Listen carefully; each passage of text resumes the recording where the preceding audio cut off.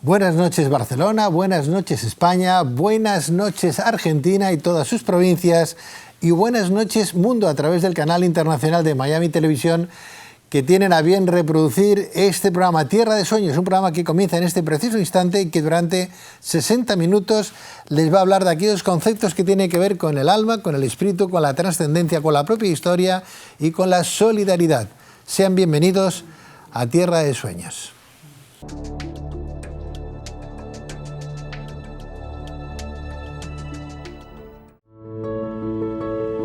Si tiene usted cláusula suelo, gastos hipotecarios indebidos, si era usted inversor del Banco Popular, si ha pagado plusvalías que no tenía por qué, si tiene problemas legales de cualquier clase, llámenos y le daremos la mejor solución.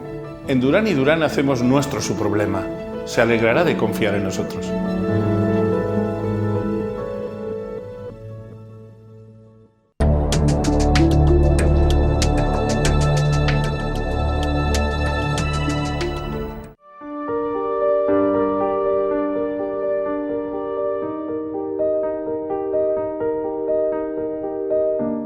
La historia de la especie humana desde el punto de vista de la evolución es la crónica de una sucesiva toma de conciencia cada vez mayor y de unas creencias, actitudes y comportamientos que nos van aproximando en teoría a unos ideales cada vez más éticos y morales. Asimismo, desde los años 70 se ha ido desarrollando una teoría moral conocida como biocentrismo, que propone que todos los seres vivos deben de ser respetados y que tienen el mismo derecho a existir, a desarrollarse y a expresarse con autonomía. Esta noche queremos conocer los postulados que preconiza la filosofía biocentrista y sus fundamentos espirituales, así como el tipo de compasión hacia todos los seres vivos que deberíamos de desarrollar. Y para ello nos acompañan Iván Rodríguez, licenciado en Empresariales y en Derecho, empresario, profesor universitario, colaborador activo del Movimiento por los Derechos Animales, presidente y fundador de la ONG Perlas en el Barro, y Alberto Terrer, cofundador de la ONG Santuario Compasión Animal y escritor, ambos coautores de Espiritualidad y Biocentrismo, una nueva tierra para una nueva compasión, de Bubok Editorial.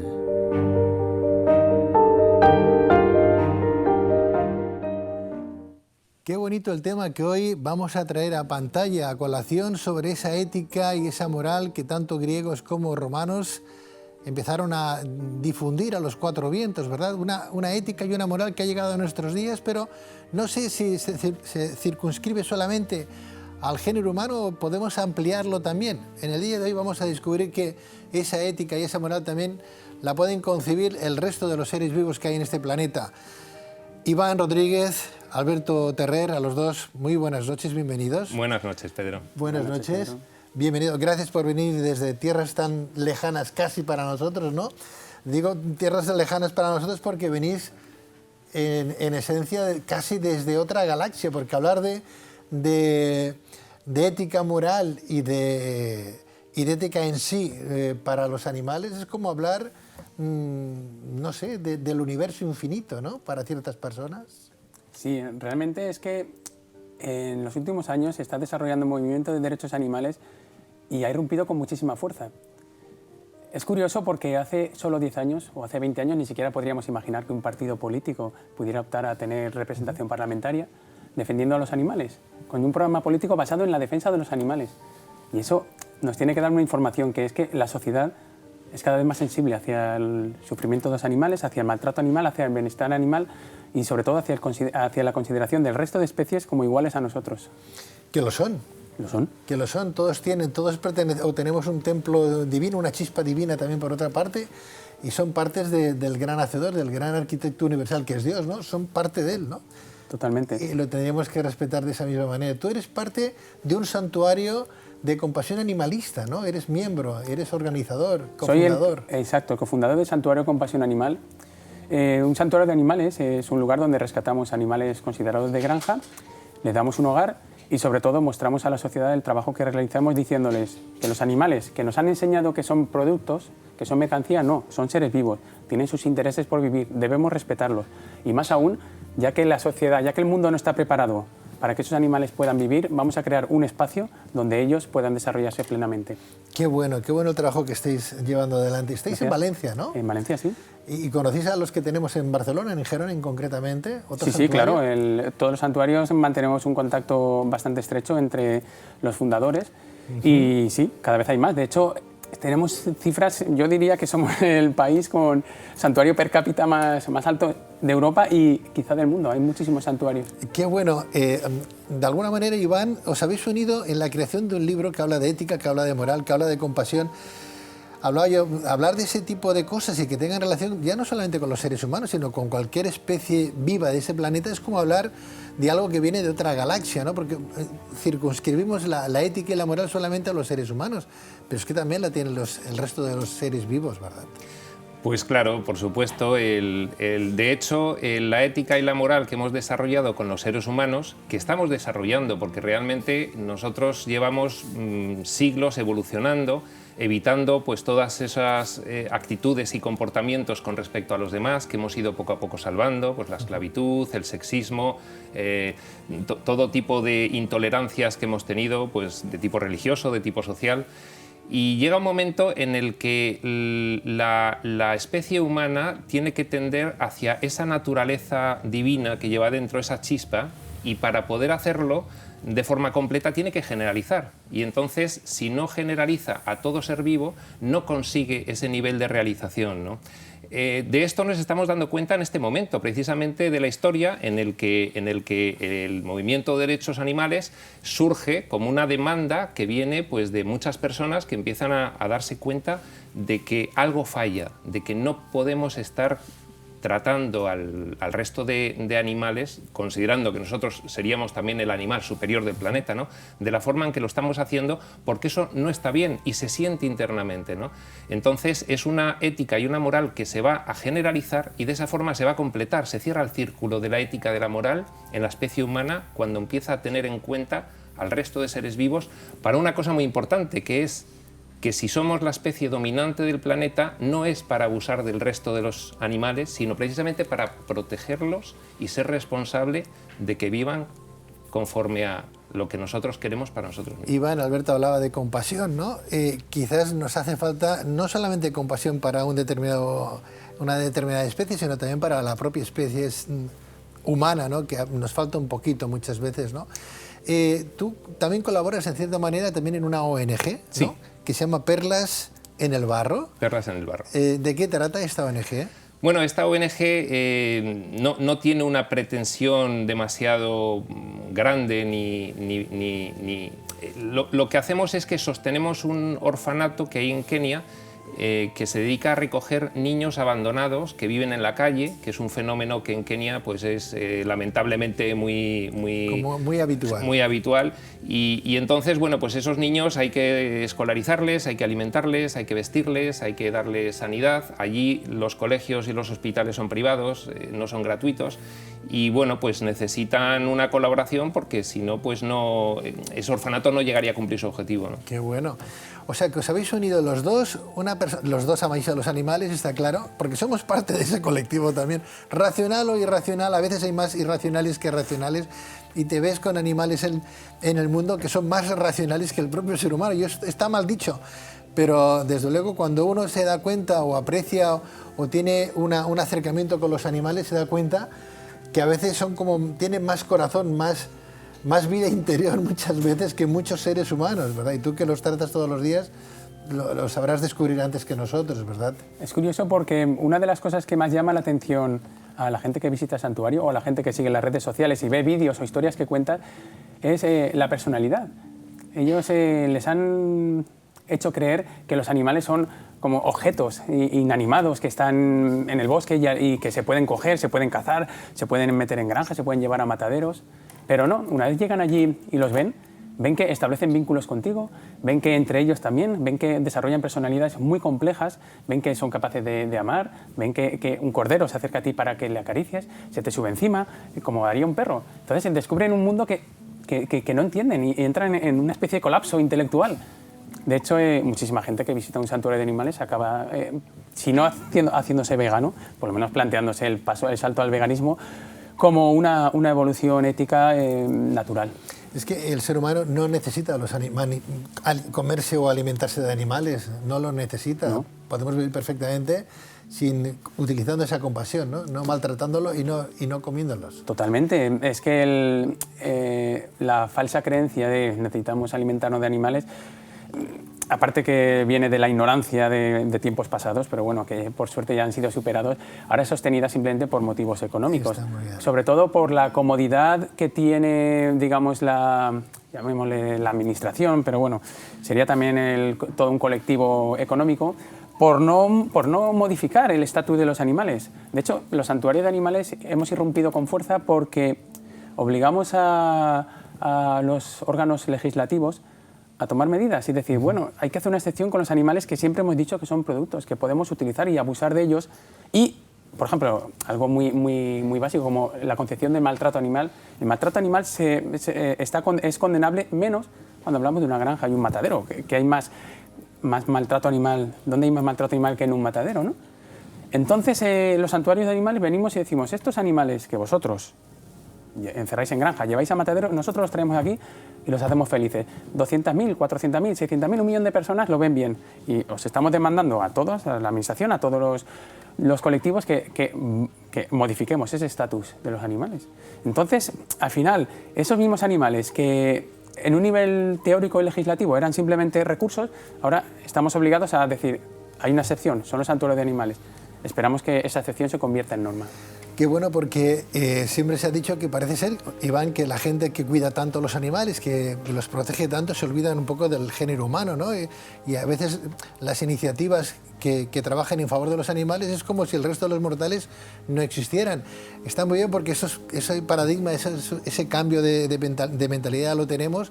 Es más, vosotros os habéis unido, a ti te encantan los animales, evidentemente, ¿no? Pero además te encanta, igual que a él, te encanta el ser humano, porque le podemos sacar mucha más esencia de lo que tenemos, ¿no?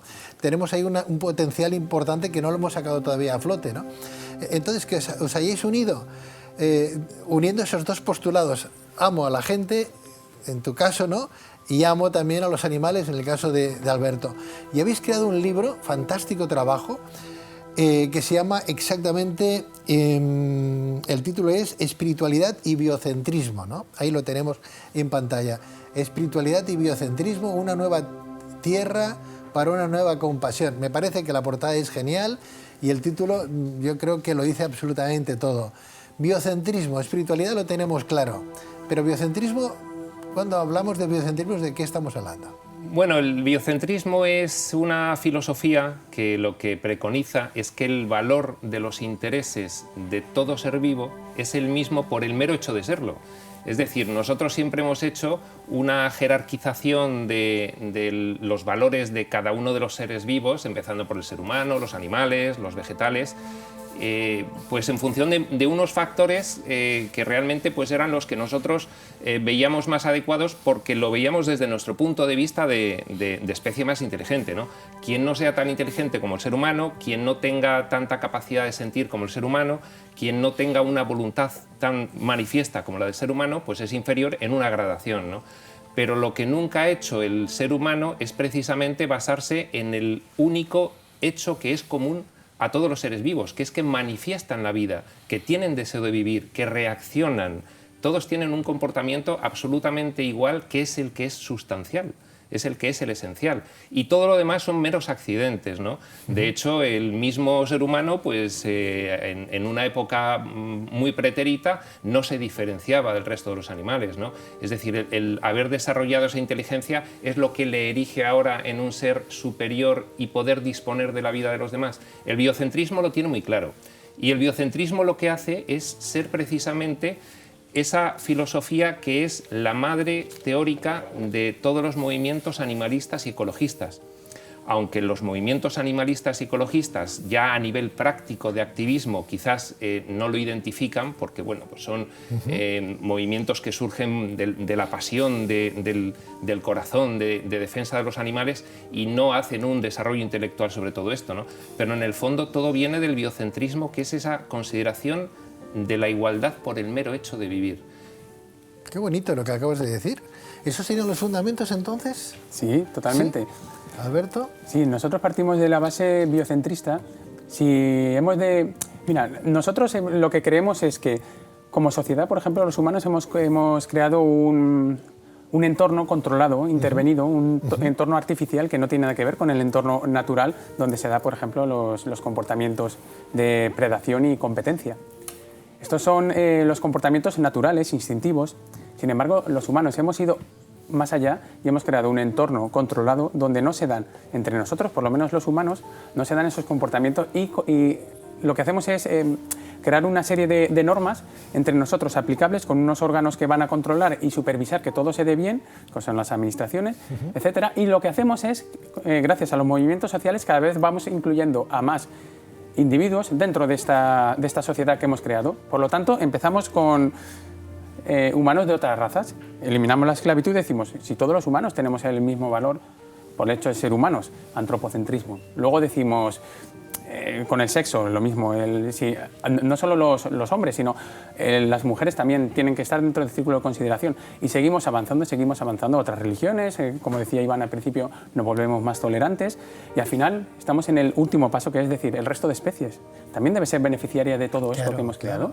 Claro. Es decir, no podemos quedarnos con lo bueno y hablar de la naturaleza como algo deseable, pero para ellos. Claro. Es decir, el resto de animales que se peleen en la selva, en los bosques, que se depreden, que hagan lo que quieran. Pero nosotros nos vamos a regir por unas normas que nos vienen muy bien. Perdóname, Alberto. ¿Sí? Iván, ¿hay una falsa espiritualidad entonces en este mundo? ¿Hay una doble moral entonces? Porque claro, por un lado, yo quiero mucho a mis animalitos, los quiero, pero me los como, ¿no?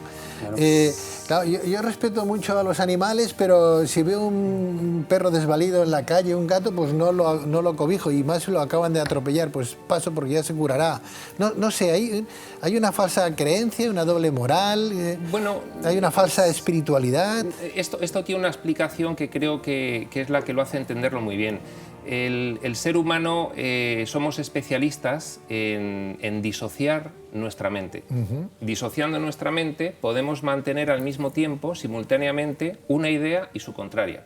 Por ejemplo, tú ves un suceso de grave maltrato animal o una catástrofe medioambiental y te alteras, te activas y te pones en contra y dices, no, estoy completamente en contra de ese maltrato o de que hayan incendiado este bosque, y entonces me manifiesto a favor. Pero luego tienes una idea que apoya precisamente ese maltrato animal, que es que consumes productos procedentes de animales. Entonces, sin pestañear, sin inmutarte, eres capaz de sostener ambas ideas. Eso responde a una falta de conciencia.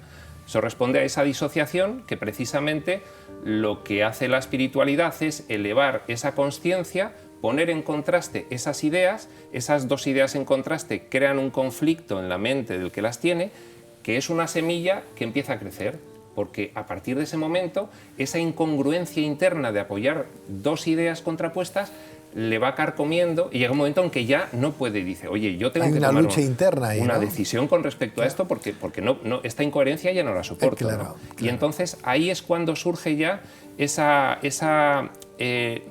reunificación mental que hace que sea congruente. Oye, no, yo tengo que ser congruente al menos conmigo mismo, ¿no? Porque si yo opino una cosa y la contraria, claro. ¿qué soy, no? Y claro, ahí si es respeto donde... tanto a los animales y los quiero tanto, no me los debo de comer. Exacto.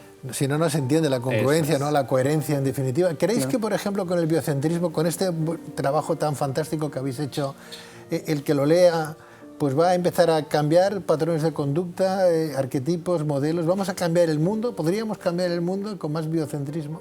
Sí, creemos que sí. De hecho, hemos escrito el libro con esa pretensión. Nosotros lo que hacemos es intentar explicar lo que vemos ahora en la actualidad con una base espiritual. La ciencia nos dice lo que vemos con una base meramente científica, negando la espiritualidad. De hecho, la ciencia podría ser, resumiendo, la demostración de que no existe un espíritu, una divinidad, que no existe la conciencia original, que no existe Dios, el nombre que le queramos dar. Nosotros partimos de una base de ¿y si existe?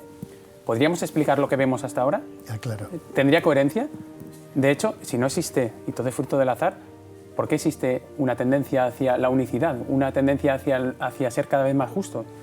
Cuando la bondad es la manifestación básica que le hemos atribuido, no nosotros, sino los primeros pensadores, a Dios, a la conciencia, y cada vez tenemos una sociedad más justa, más bondadosa, obviamente con sus inconvenientes, con sus problemas, con sus defectos, pero tenemos esa tendencia. Pues entonces nosotros intentamos ir desde ese origen hasta el momento actual y además nos aventuramos más allá e intentamos imaginar cómo podría ser el final de la experiencia. Pues Alberto Terrer, Iván Rodríguez, espiritualidad y biocentrismo a los dos, felicidades. Nos ha encantado vuestro manual porque para mí es un manual, 600 páginas que se leen muy rápidas. No suena manual con 600 páginas, pero desde luego no deja de serlo porque podemos entender cosas que hasta ahora ni tan siquiera nos habíamos planteado. Si hablamos de ética, si hablamos de moral, si hablamos de compasión sobre todo, fruto también del gran hacedor que algo tuvo que hacer con nosotros, de decir, bueno, pues vamos a poner una chispita divina pues para que tenga esta gente, el ser humano, un poquito más de misericordia, ¿no?, por los seres vivos que comparten el planeta con él. Muchísimas gracias por el trabajo, felicidad y hasta cuando queréis de nuevo. Gracias a ti, Pedro. Muchísimas gracias a ti. Encantado de estar aquí. Gracias y muy buenas noches. Encantadísimo de estar aquí. Gracias, buenas noches.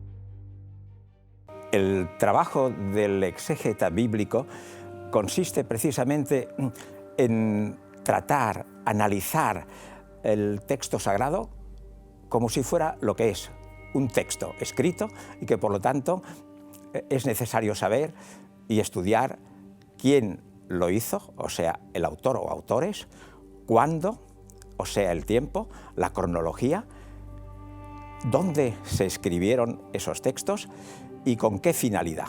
Esto es algo muy importante que tiene que hacer el exégeta.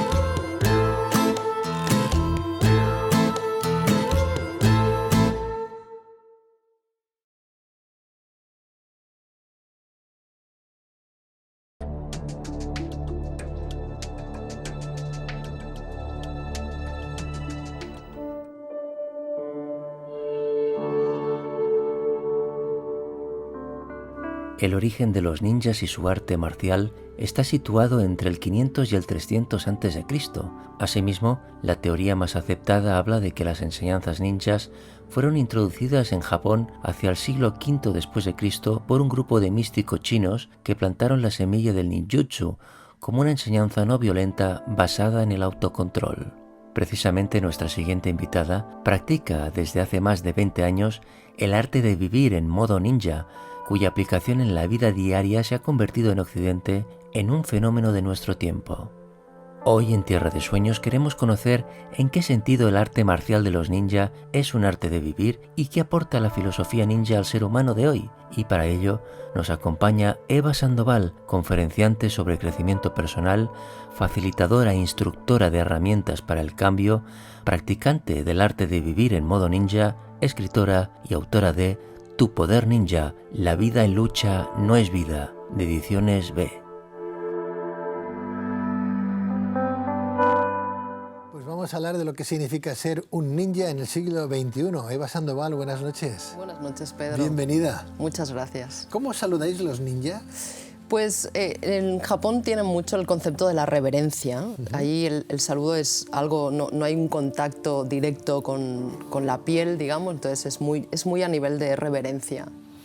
Tú has tenido como profesor el último ninja japonés, ¿no? Masaki Hatsumi, ¿no? Exacto. ¿Sigue vivo? Sí, sigue vivo y muy vivo además. ¿Y muy vivo? ¿Es muy mayor? Tiene 85 años ahora. Caramba. La foto que recibí esta mañana sigue teniendo el pelo de color lila. ¿De color lila? Sí, lo tiene teñido de color lila. ¿Sí? Y sigue dando clases en una forma física espectacular. Lo estamos viendo ahora en pantalla. Este sería tu maestro Masaki Hatsumi, el último ninja que existe, el último ninja, ya no hay más. Bueno, te tenemos a ti. Pero en Occidente. Bueno, sí. Ya sabes que a mí me gusta decir que soy una aprendiz de ninja, aunque digamos que en Occidente 20 años de entrenamiento se consideran mucho, en Oriente no tanto, seguimos siendo meros estudiantes. Sí. Y claro, este hombre que lleva toda su vida entrenando y que él sí que es el soke, que soke en japonés significa el heredero, sí, de escuelas, y a él le pasó directamente de su maestro. De momento él no está dejando un heredero o una heredera, es decir, de momento sigue siendo el último ninja vivo. Está bien. Bueno, lo del pelo de color lila es por algún motivo determinado, algo misterioso, algo escondido, algún secreto especial que tenéis los ninja o no. Bueno, él ha hecho del ninjutsu, lo ha adaptado muchísimo al momento en el que estamos viviendo ahora, porque evidentemente es un arte que durante todos los años que ha vivido ha servido para diferentes épocas sobre todo de guerras. Nosotros ahora no estamos en un momento de guerra, al menos nosotros. Sí. Bueno, de guerra exterior, vamos a decir, porque guerra interior seguimos teniendo bastante. Y yo creo que él tiene como esa mezcla maravillosa de vida, y el violeta siempre es un color muy de vida y muy femenino también. Yo creo que él también tiene una conexión muy grande con esa parte nuestra más femenina, en el buen sentido, o sea, en el sentido igualitario de la palabra. Entiendo. Eva, consideramos al ninja como un guerrero, ¿no? Es un arte marcial el estudio de tal, pero sí que es una filosofía de vida que nos puede acercar muy a lo que antes hablábamos, a la parte interna del ser humano, ¿no? ¿Hasta qué punto te ha cambiado, puede cambiarle a una persona la práctica del ninjutsu, por ejemplo, o en la práctica, ser un ninja, por ejemplo, en los conceptos y valores que cada uno tiene? A mí, en mi experiencia y lo que he visto a mi alrededor, porque después de tanto tiempo he visto muchísimas personas practicantes de este arte marcial, creo que cambia casi 180 grados. Es decir, nosotros, si estamos educados en esta sociedad, casi todos nuestros valores están fuera de nosotros, ¿no? Se nos educa para parecer de una manera, para tener éxito, para conseguir cosas, y el arte del ninja es un arte muy interno. El ninja es una persona que conecta muchísimo con la tierra, conecta con el cielo y conecta sobre todo con sus propios dones. Una de las cosas que más cambia al ninja es el concepto del autocontrol, que es lo que habéis dicho justamente en la introducción, ¿no? Muy bien. Porque es algo muy que aquí escapa, ¿no? Aquí queremos controlarlo todo, pero no nos controlamos a nosotros. Fíjate, ¿no? Que, claro, cuando una persona empieza a estudiar algo como esto, de repente se da cuenta de que, primera, que probablemente no podamos controlar nada, y si podemos controlar algo, solamente es a nosotros mismos. Está muy bien, porque ninja exactamente tiene traducción, ¿qué quiere decir? Tiene muchas traducciones, porque ya sabes que en japonés utilizan kanjis, y los kanjis son símbolos, y combinados entre ellos tienen muchas traducciones. Yo creo que la que más nos ayuda en el mundo occidental es el hecho de que es la persona que persevera. O sea, nin bueno. y ya, nin significa perseverancia y ya significa persona. Entonces la perseverancia creo que es uno de los grandes valores que además nos pueden transformar a nosotros. Claro, y es que la constancia es la que nos ayuda a culminar nuestros objetivos. Si somos perseverantes lo conseguiremos. Si lo dejamos a medias o pensamos que nos estamos autolimitando, que no vamos a conseguirlo, no llegaremos nunca, ¿no? A un estudiante, a un posible estudiante, a un iniciado, ¿se le aparece el maestro cuando verdaderamente está preparado o cuando tiene esa necesidad o no? ¿Es una máxima que corre por ahí? Creo que sí. Creo que el maestro solo aparece cuando el alumno está preparado. Realmente, a mí hace muchísimos años que el ninjutsu me iba alrededor mío. De hecho, yo empecé practicando otro tipo de artes marciales. Empecé practicando taekwondo. Bueno, empecé practicando judo, luego practiqué taekwondo, luego practiqué hapkido. Eso me suena a mí. Varias cosas. Y el ninjutsu siempre estuvo merodeando alrededor.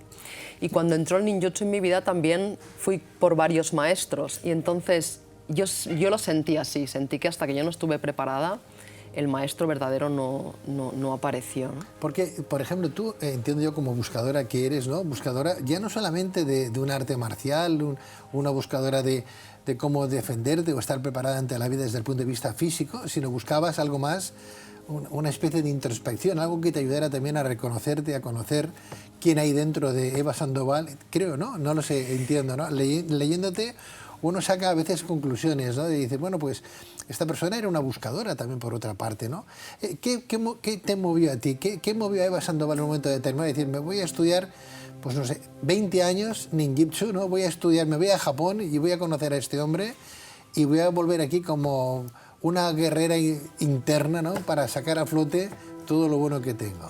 En mi caso es curioso y además es el caso de muchas otras personas, porque las artes marciales de todo tipo en Occidente casi se igualan a los deportes, ¿sí? O sea, de hecho, muchas artes marciales se han convertido en deportes de contacto. Entonces, mi primer contacto con este tipo de arte viene con la necesidad de hacer algo de deporte que a mí, pues que estuviera un poco en conexión conmigo. Yo siempre me he considerado bastante guerrera y ahora, con el tiempo, me doy cuenta de que yo me puse a hacer artes marciales porque en realidad lo que quería era defenderme del mundo. Es decir, yo creía que el mundo era muy injusto, creía que el mundo era un lugar donde una tenía que defenderse porque si no, no podía vivir, ¿no? O que realmente estaba en peligro. Y esa fue una de las razones por las que yo me puse en el mundo del arte marcial. Y es muy bonito porque es como si ha sido mi compañero de baile siempre. En todo mi proceso, que ha sido variopinto y he vivido muchas cosas muy diferentes, él siempre me ha acompañado de la mano. Durante mucho tiempo yo siempre lo he vivido como algo externo a mí, en plan, estaba en mi vida y luego me iba a entrenar, y sin darme cuenta, que eso es una de las cosas que cuando se produjo el momento este eureka, que es el momento del viaje, sí. Yo hago un viaje hace 1 año y medio, que es el 6º viaje que hago a Japón, y en ese viaje paso por el examen del 5º dan de este arte marcial, que es el de la Bujinkan. Hatsumi Sensei lo llama la Bujinkan, es la casa de la diosa guerrera, y es un examen donde pasas, te golpean con una espada que es de madera, cuando tú no ves nada, entonces el examen es, o el test es esquivarlo. Y yo no lo esquivo, yo me llevo un montón de palos en la cabeza, ¿no? Entonces allí se produce como un momento eureka de mi vida, de esos 20 años, en el que me doy cuenta de que este compañero de baile que siempre he tenido ha sido mi verdadera esencia. Yo he podido reflejar mis valores en ese arte, ¿no? Entonces ahí es como que se produce un momento que entiendo muchas cosas que antes no entendía. Entonces es muy mágico porque mientras yo lo estuve viviendo, lo viví como una cosa ajena, como algo que me ayudaba porque me sentía bien. Y al final ese es mi gran compañero de baile, lo cual realmente recoge algo muy importante en la cultura que vivimos ahora. Nosotros seguimos haciendo cosas para conseguir cosas. Hacemos muy pocas cosas porque realmente disfrutemos de hacerlas. Y son esas cosas las que verdaderamente nos transforman, no al revés. Nosotros tenemos el mito del esfuerzo como algo, lo tenemos sobrevalorado, ¿no? Esforzarnos para conseguir algo, esforzarnos para ser alguien, cuando ya lo somos. Entonces, para mí, esa forma de conectar con el arte marcial ha sido y sigue siendo algo mágico, ¿no? Porque no había intención, digamos. Ya te entiendo. ¿Y ahora cómo están esos miedos?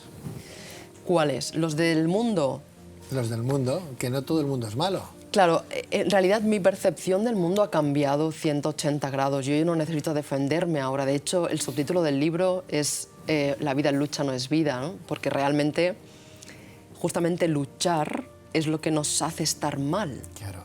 Entonces, por eso la filosofía ninja es tan potente en este sentido, porque incluso siendo de los mejores guerreros de la historia, ellos se entrenaban para no luchar. Claro. Porque nosotros tenemos eso activado constantemente.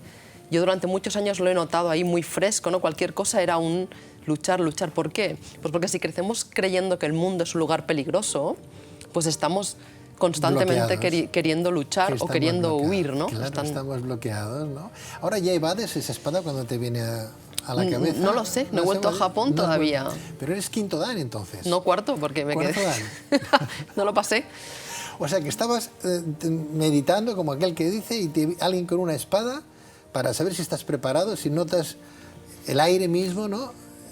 Te vienen y te quieren dar con una espada de madera. El test se llama el Saki Test, es el quinto dan y funciona así. Te pones en seiza, que es de rodillas, los ojos como quieras, abiertos o cerrados, porque la persona que va a atacarte está detrás, de pie, detrás tuyo. Te toca la cabeza con la espada, levanta la espada y cuando lo siente, la baja para golpearte y tú has de esquivarlo, ¿sí? Y eso delante, pues imagínate la escena, ¿no? En un dojo, en Japón, con más gente, con más profesores, personas de ¿no? todo el mundo, claro. Entonces, es muy bonito porque en mi caso, que yo lo viví así, años atrás solo lo hacía Hatsumi Sensei, pero ahora él sí que está dando la espada a otras personas para que lo hagan. Sí, sí. Entonces fue muy bonito porque no es el aire. Lo que sientes ahí, o al menos lo que sentí yo... La energía del que va a darte, ¿no? No, tampoco. Es algo más. O sea, algo más. Claro, es la conexión con tu propia divinidad. Es decir, yo recuerdo sentir, ¿no? Yo recuerdo la sensación de algo que me decía, Eva, muévete, pero no le hice caso porque no confié en mí. Ah, amiga. Y ahí es donde, esa es una de las claves de la vida, que no confiamos en nosotros suficiente. Entonces me llevé el primer palazo, ya, ahora de ahí ya no me levanté. ¿Sí? Está bien. Y estaba Hatsumi Sensei por ahí, me miró y dijo, confía en ti, confía en la vida, no has de hacer nada. Solo siente. Claro, nosotros aquí, ¿qué hacemos? ¿O yo qué hago? Meter la cabeza. ¿Será esto? ¿No será esto? Para cuando dije ¿será esto? ¿No será esto? Ya me había llevado un palo en la cabeza, ¿no? Claro, claro. Entonces, esa clave, eso que hacemos cuando sabemos que es por aquí, pero no confiamos suficiente y nos fiamos más de otra persona, ahí es donde perdemos. Perdemos bueno. En el sentido... Sí, sí, figurado. Eva Sandoval, tu poder ninja, la vida en lucha no es vida. Bueno, el maestro Masaya Hatsumi apunta que el último secreto del ninja es ganar sin luchar, ¿no? Quiero entender, ¿no? Con lo cual, me alegro muchísimo que te has encontrado, por lo que entiendo. Has encontrado a esa Eva Sandoval que estaba dentro de ti, la has sacado a flote y además lo demuestras perfectamente. Yo te felicito. Algunos llamarían que Eva Sandoval ha redescubierto su campo energético, su ángel de la guarda, su yo superior, su alter ego, es igual como lo llamemos, tu propia esencia, que ya es mucho, es importante haberla descubierto. Felicidades, Eva, te deseo todos los éxitos del mundo y seguro que cuando vuelvas a Japón conseguirás ese quinto dan. Ahora ya no me importa, con lo cual probablemente sí que lo conseguiré. Muchísimas gracias. Hasta Gracias, siempre, Pedro. Eva. Gracias. Muchas gracias.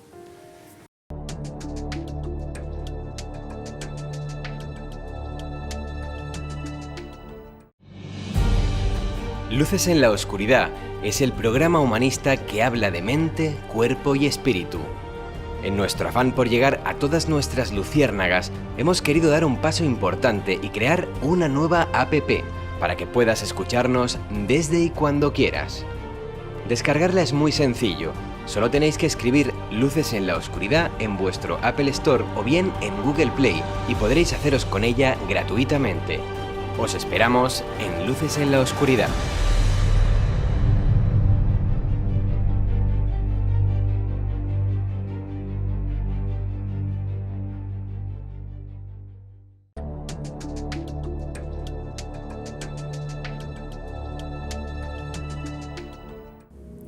es muy difícil realmente darnos cuenta de lo absurdo que son nuestros pensamientos reiterativos.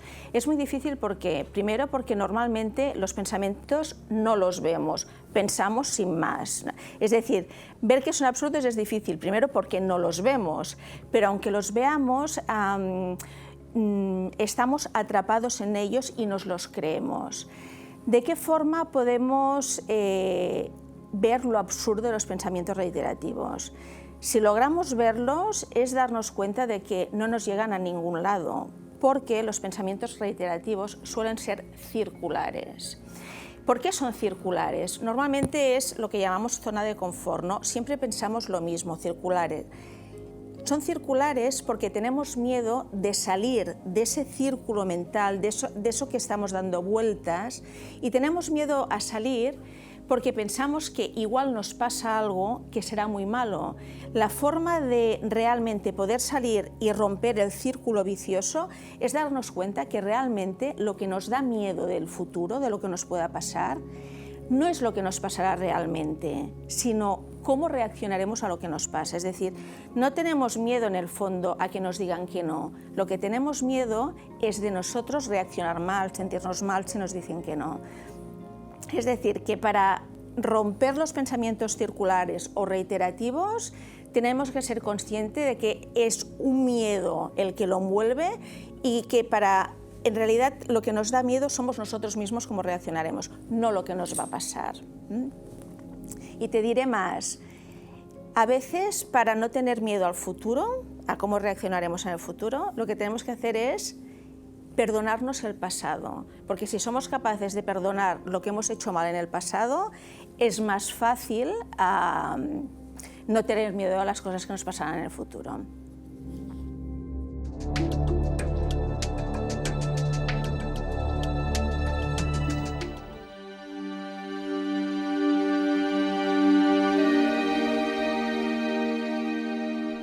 La llegada de Hitler al poder en la Alemania de 1933 supuso el inicio de uno de los episodios más dramáticos en la historia de la humanidad. En este sentido, millones de alemanes fueron seducidos por el discurso de Hitler y por los ideales nazis. Este es el caso de Magda Goebbels, esposa y confidente del temible ministro de propaganda nazi Joseph Goebbels y ferviente seguidora de Hitler y del nacionalsocialismo. Precisamente recientemente han salido a la luz unos sorprendentes datos sobre el origen de esta mujer, bautizada y condecorada por el propio Führer como la madre modelo del Tercer Reich. Esta noche, en Tierra de Sueños, vamos a viajar por el túnel de la historia hasta la Alemania nazi para conocer el siniestro perfil de Magda Goebbels, y lo haremos de la mano de Jordi Mata, licenciado en Historia Contemporánea y escritor. Bueno, pues como bien diría nuestro profesor Jordi Mata, quien no tiende a recordar su pasado, tiende a repetirlo. También lo dijo Santillán en su momento, ¿verdad?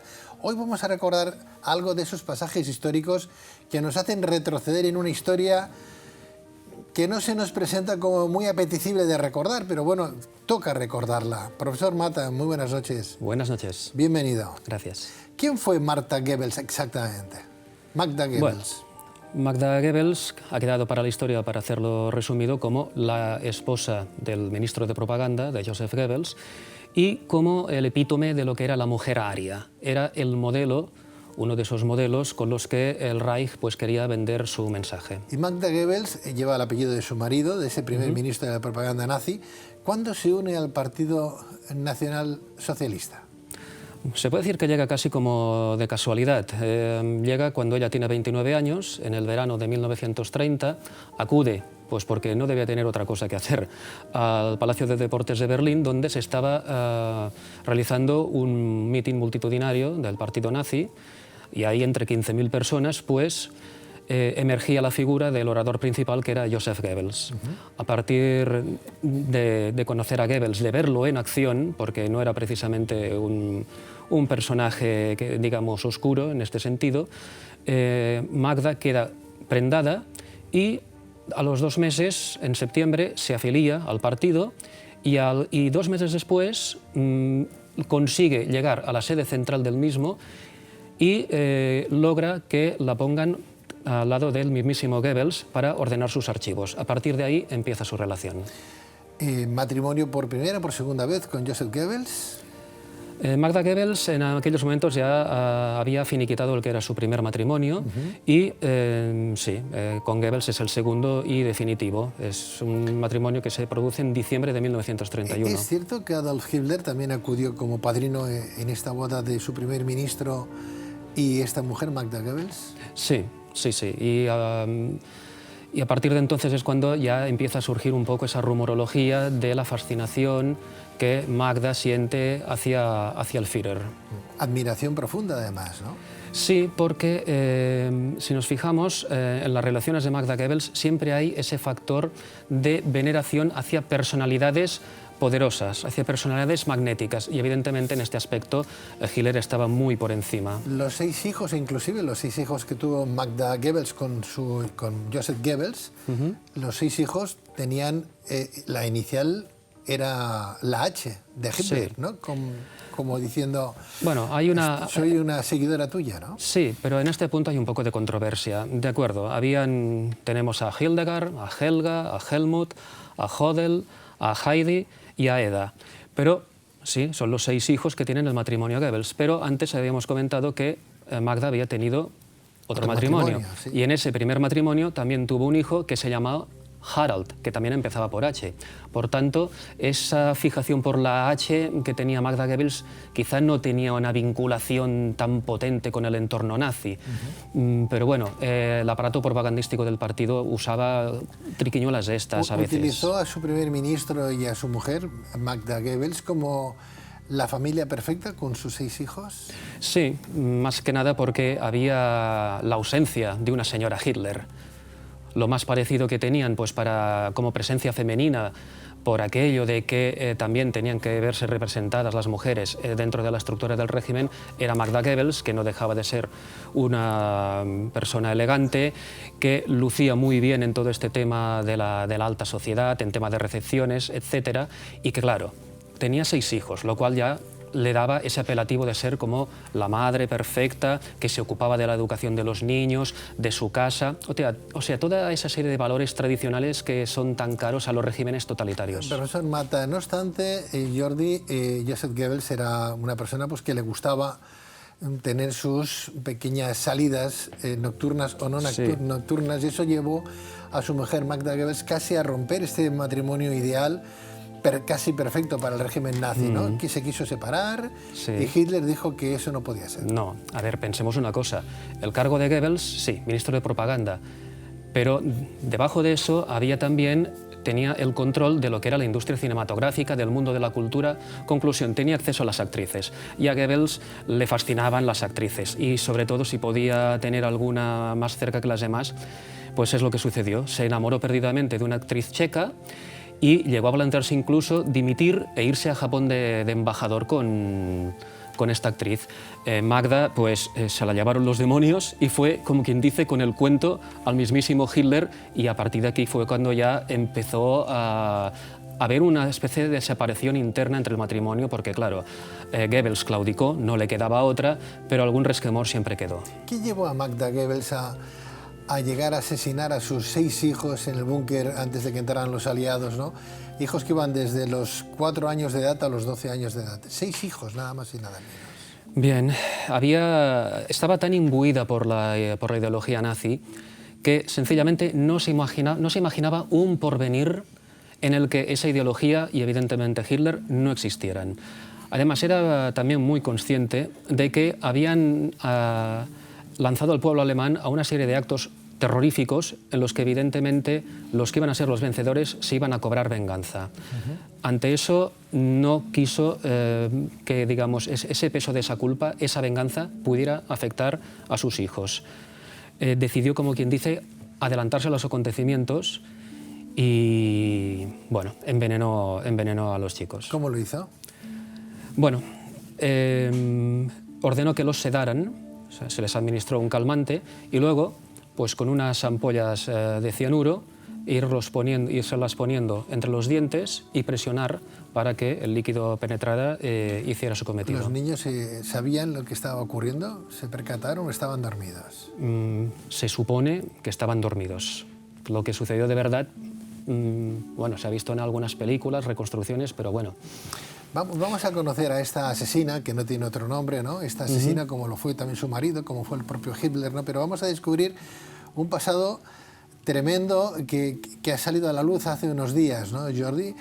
Háblame de ese pasado de esta mujer, de Magda Goebbels, que resulta, al parecer, que tenía un pasado judío, ella, de forma muy particular, ¿no? Qué curioso. Cuéntanos. Pues sí. El rumor empezó en el 2001, el semanario El Der Spiegel empezó a lanzar la especie de que había la posibilidad de que no antepasados lejanos, sino gente muy próxima en el tiempo de Magda Goebbels, fueran de sangre judía. Y en 2016, nada prácticamente, un historiador alemán, Oliver Hilms, en los archivos de Berlín, localizó los papeles de un comerciante judío llamado Richard Friedlander, que para la historia, pequeña historia, era el padre adoptivo nada más de Magda Goebbels, pero que en realidad se demostraba que era el padre biológico. Esto se publicó en el Bild y a partir de aquí pues ya empezó a desmontarse toda la parafernalia propagandística del régimen, de la pureza de los arios, etcétera, etcétera. O sea que la primera dama del régimen del Tercer Reich, su padre era judío. Sí, su madre era una criada que, digamos, tuvo un desliz con este comerciante judío, con este Richard Friedlander, quedó embarazada, nace Magda, inmediatamente ese mismo año la madre de Magda pues, se casa con un alemán acaudalado que no le da sus apellidos a la niña, o sea, ya quedémonos con este detalle. Este matrimonio se separa 4 años después. La madre de Magda se casa, esta vez sí, con Richard Friedlander. El matrimonio tampoco dura, se disuelve en 1914. Conclusión, Magda va cambiando de apellidos constantemente y este embrollo hace que sus orígenes queden como muy cubiertos, muy oscuros. Y aún así, pese a todo, Joseph Goebbels, que en sus diarios lo apuntaba todo, en junio de 1934 anota: he descubierto algo terrible del pasado de Magda. Y no dice más. Con lo cual hemos de suponer que de alguna manera se enteró de quién era su suegro en realidad. Quizás al enterarse de quién era su suegro, que era un judío, el padre biológico de su mujer, de Magda Goebbels, por eso murió en un campo de concentración también, ¿no? El padre, es tremendo. Bueno, Richard Friedlander fallece en Buchenwald en 1939, poco antes del inicio de la Segunda Guerra Mundial, y había ido a parar allí cuando ya se desencadena la violencia, ya sin ningún tipo de control contra los judíos a partir de la noche de los cristales rotos. Evidentemente, de alguna manera, Magda tenía que saber que su padre estaba encerrado en Buchenwald, pero no hizo absolutamente nada. Luego te puedes explicar que es muy normal que alguien que dejó morir a su padre en un campo de concentración hiciera lo que hiciera con sus propios hijos años después. No obstante, Magda Goebbels, esta primera dama de este Tercer Reich, ¿no? La familia ideal, la mujer ideal, mata a sus 6 hijos, su padre biológico judío, pero es que eso no es todo. Yo no sé la característica particular de esta mujer, qué personalidad tenía, ganas de crecer, ganas de tener popularidad, porque quiero entender también que tuvo un amante que fue un líder sionista. Exacto. ¿No? Sí. ¿Cómo se entiende eso? Incluso antes de conocer a Joseph Goebbels, ¿no? Sí. O en el mismo trance mientras que él tenía pinitos con esta actriz. No, es en la época, podríamos decir, de entre un matrimonio y otro de Magda Goebbels. Aparece este líder sionista y tiene sus escarceos con este judío. Exacto.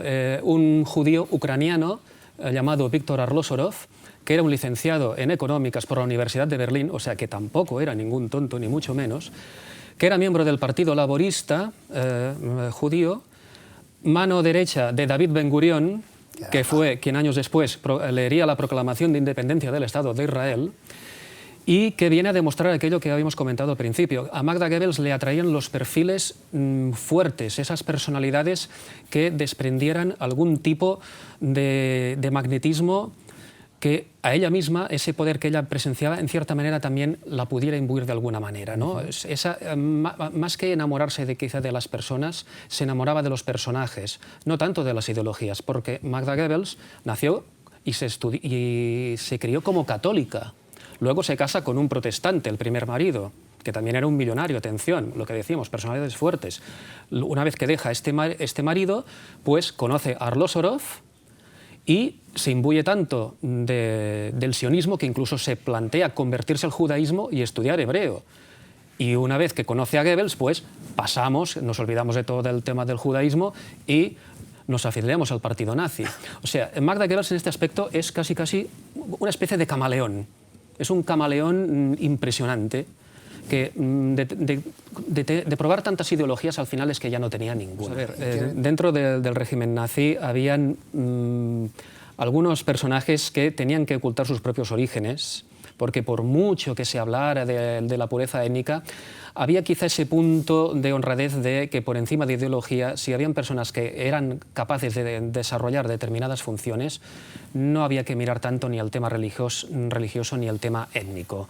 El mariscal Goering, por ejemplo, tenía ayudantes que eran generales y mariscales del ejército del aire que tenían ascendencia judía. Pero bueno, estaban protegidos por la gran sombra, grande porque Goering además era bastante gordo, pues que podían desarrollar su vida perfectamente e incluso llegar al extremo de ser verdugos de su propio pueblo. Qué mal andamos por la vida muchas veces, ¿verdad? Fiándonos y creyéndonos todo lo que nos dicen o todo lo que creemos que es la realidad, ¿no? O que es la pura verdad, cuando detrás hay tanto escondido, ¿no? Por eso es tan importante tener un pensamiento crítico y saber dilucidar entre lo que nos dicen unos, lo que nos dicen otros y sacar nuestra propia conclusión a los aspectos, ¿no? Siempre hay que desconfiar de las versiones oficiales, siempre. Jordi Mata, profesor, muchísimas gracias por traernos a Magda Goebbels, esta sionista, nazi, sí, mujer extraña, ¿eh? Este camaleón. Este camaleón que se llevó por delante a sus 6 hijos en ese búnker cuando fueron ya a detener a Hitler el día de su captura. Muchísimas gracias. A vosotros. Gracias, buenas noches. Buenas noches.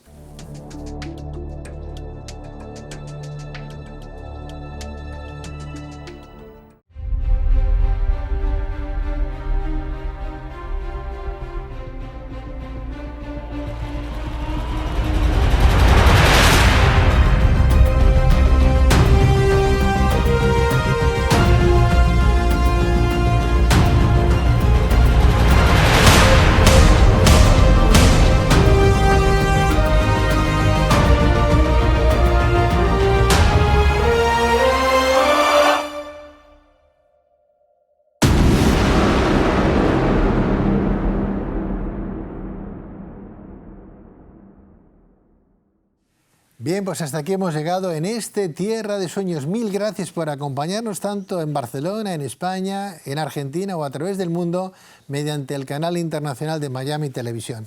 Será dentro de 7 días donde volveremos a conectar con todos ustedes en Tierra de Sueños. Pero mientras tanto, recuerden que nos pueden acompañar en radio. Ahí estamos cada noche de jueves a domingo a partir de las 12 de la noche hasta las 3 de la madrugada, ahora menos en la Comunidad Canaria, en Gestiona Radio, www.gestionaradio.es o bien en lucesenlaoscuridad.es, que es como se llama nuestro programa decano de las ondas, con más de 28 años, hablando de estos temas que verdaderamente nos interesan. Mente, cuerpo, espíritu, solidaridad, humanidad, espiritualidad, humanidades en definitiva.